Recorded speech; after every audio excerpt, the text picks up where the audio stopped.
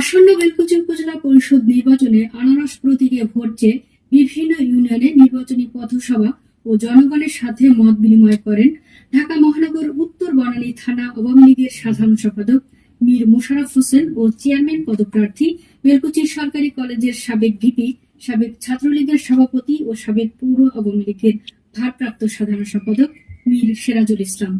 সিরাজগঞ্জ বেলকুচি প্রতিনিধি সুলাইমান হোসেন রাজু রিপোর্ট।